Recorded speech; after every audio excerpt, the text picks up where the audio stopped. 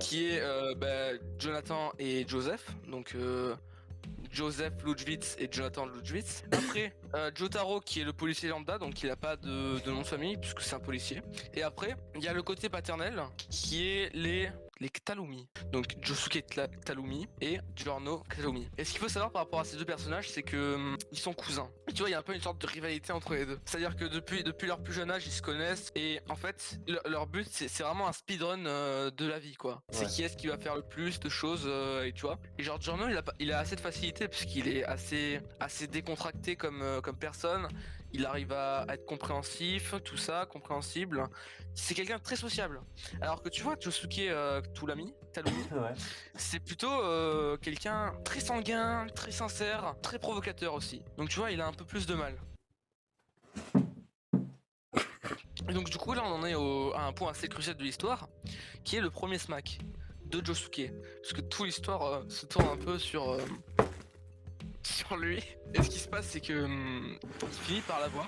Alors c'est d'une manière absolument pas legit, hein. Et ce qui se passe, c'est qu'il va voir Giorno, tout ça, et il est tout fier. Ouais, j'ai fait mon premier smack. Et ce qui se passe, c'est que il y a eu une sorte de blackout de 1 an entre les deux, puisque Giorno qui a 2 ans de plus que Josuke. C'est l'inverse. Et Dans... bah non, c'est pas l'inverse. C'est pas D'accord. l'inverse, parce que Giorno est plus jeune. Dans ton histoire, c'est l'inverse. D'accord. Voilà, donc Giorno il a 1 an de plus que Josuke et du coup a fait beaucoup de choses dans sa vie, telles qu'aller à Madagascar, à Wakanda, aussi à La Réunion et D'accord. surtout à Osaka. Et c'est vraiment à Osaka qu'il a pu faire sa première fois et genre donc du coup ça a été vraiment une année 2019 où il a beaucoup voyagé, il a fait presque un tour du monde si je puis me permettre et c'est là où il a fait le plus de choses et là où Josuke lui vit encore sa vie de lycéen, il est en terminale alors que Giorno, lui, il excelle déjà dans le monde professionnel. Donc comme tu peux t'en douter, vu qu'ils ont 2 ans de différence l'un de l'autre, Giorno a déjà fait beaucoup de choses. Et lorsque Josuke annonce sa nouvelle à Giorno, il se moque de lui. Tout simplement en lui disant mec, moi j'ai déjà baisé une meuf et des smacks, ça part même sur des galoches. Et donc du coup Josuke qui est très très vénère fait tout simplement cette tête en disant je te rattraperai en 1 an. Et Putain, c'est long un an quand même. donc Giorno qui fait ça pose comme ça, qui dit ok bah je t'attends mec. Et du coup c'est la fin de l'histoire de Josuke et de Giorno. Peut-être la semaine prochaine je te raconterai l'épisode 2. Donc flashback 1 an après Josuke, qu'est-ce qu'il a fait, et Giorno aussi.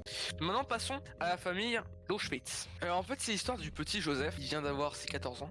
Comme on peut le voir à sa photo. Il a une coupe assez fringante, une écharpe assez proéminente. Et il vient voir son ami Shizar, qui lui a 3 ans de plus que lui. Donc lui est en 3ème et son ami est déjà en terminale. Et en fait, comme ils sont à Venise, eh bien, Shizar veut directement intégrer le Joseph, malgré son âge très très bas, dans son gang. Donc ce qu'il va faire, c'est que bien sûr, il faut qu'il ait 16 ans pour qu'il puisse intégrer le gang. Donc il va essayer de l'habituer dès son plus jeune âge aux aptitudes à avoir lorsqu'on est dans un gang, tel que vendre du shit, se battre, aussi fuguer contre la police. Et donc du coup c'est là que à partir de la fin de son année 3ème, lorsqu'ils sont en vacances, vraiment Shizar a décidé de faire suivre à Joseph un entraînement intensif. Donc il a fait commencer par être un peu stagiaire, celui qui va proposer du shit, tout ça. Donc bien sûr sous l'encadrement de Shizar, qui lui a beaucoup d'expérience en termes d'évasion de police, tout ça. Les mois défilent,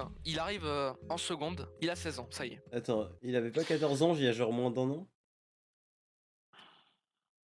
C'est parce qu'en fait, il grandit très vite. Et ce qui se passe, c'est que Joseph décide de faire sa première fois. La première fois. Et avant cela, il va, puisqu'il a quand même un domicile, il va dire à son père, ouais, j'allais me promener 2 secondes. Ok. Son père, Jonathan, il dit un peu, d'accord mon fils, mais par pitié, n'aie aucun problème avec qui que ce soit. Donc après cette phrase, Joseph décide de claquer la porte, car il ne veut pas perdre de temps. Et vient sa première fois qui est tout simplement son premier sachet de vendu, mais tout seul. Il se met dans le coin, le 16e street du gelato, et il attend que des gens l'interpellent parce que vraiment c'est un coin que Shizar, le chef des gangs, maîtrise, donc oui. Et ce qui se passe avec cette histoire, c'est que il finit par trouver quelqu'un qui s'approche de lui, tu vois, un air vraiment très très sobre, mais en même temps très très imposant. On sait pas trop qui il est. Il prend une voix, il a une voix très grave, hein, donc il lui dit hey, gamin, qu'est-ce que tu fais là? Donc Joseph, pensant que il savait vraiment pourquoi il était là, il lui répond de manière totalement innocente parce qu'il pensait qu'il voulait vraiment acheter du shit. Il dit bah mec, si tu veux du shit c'est 30 € le gramme, hein. Moi je te fais plaisir, hein. Et même comme t'es un peu grand et que j'ai pas envie que t'aies de problème, je te fais 15 € le gramme. Putain, c'est pas cher. Donc oui, c'est vrai que c'est très très peu cher. On rappelle, on est à Catane. Donc là, la personne à l'allure très imposante décide d'enlever sa casquette. Il l'attend à tout simplement Joseph. Donc Joseph, par réflexe, prend la casquette. Très con de sa part, Joseph n'avait pas remarqué qu'en fait, sur sa casquette gisait le logo de la police. Qui est con!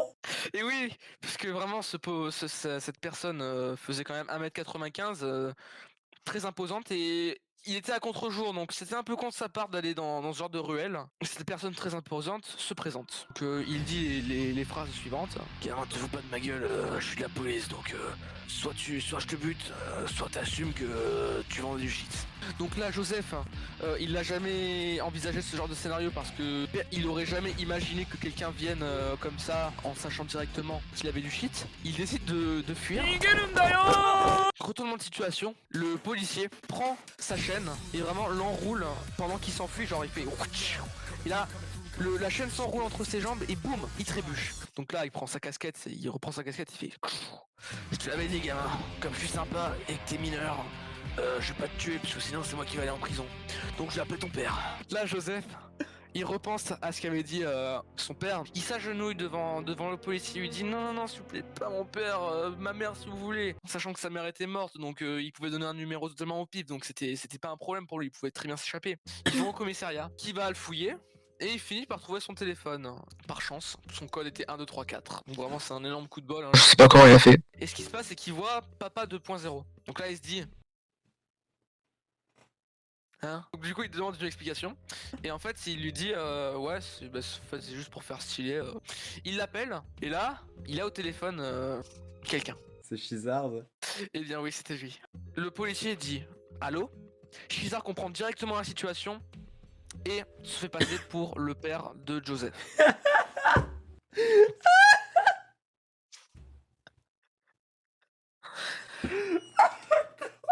Allô? Ok, j'ai compris, je vais me faire passer pour son père, il sait rien du tout de la situation.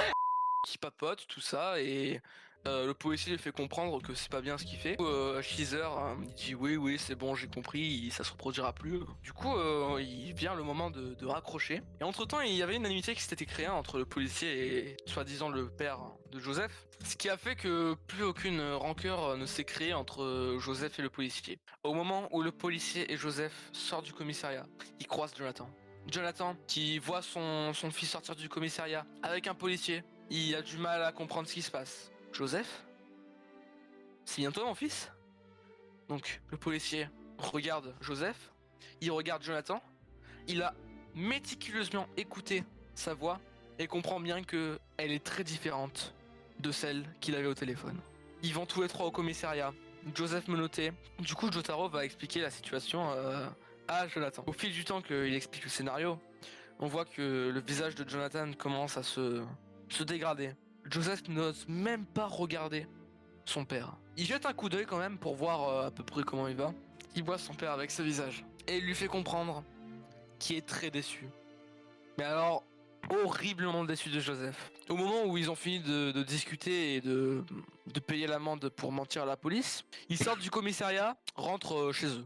Donc vraiment dans la voiture, aucune parole, aucune tentative de conversation vraiment. Donc ils rentrent chez eux et Jonathan se précipite dans la maison. Donc vraiment il veut absolument rentrer. Il rentre. Joseph le suit par derrière. Et là au moment où il s'apprête à faire un pas sur le paillasson, Jonathan lui claque la porte et ferme à clé. Sans aucune raison. Enfin techniquement oui elle a raison mais sans donner aucune raison ni explication. Il vient tout simplement de le renier. Il y a une suite, mais je ne la dirai pas ce soir car il est quand même 2h16. Les Jojo fans pur sang, ils vont nous défoncer d'ailleurs. Pourquoi t'enregistres? J'ai tout enregistré, mec. C'était incroyable, mec. Mais ton info, elle était folle, frérot. Tu t'es jamais arrêté. Mais... Pourquoi t'as sorti quoi là? Genre, t'as inventé une histoire avec des photos, avec 5 photos, s'il te plaît. Mais qu'est-ce que t'as fait? Je sais pas. Là t'imagines, on a 2 vidéos en une soirée, c'est fou.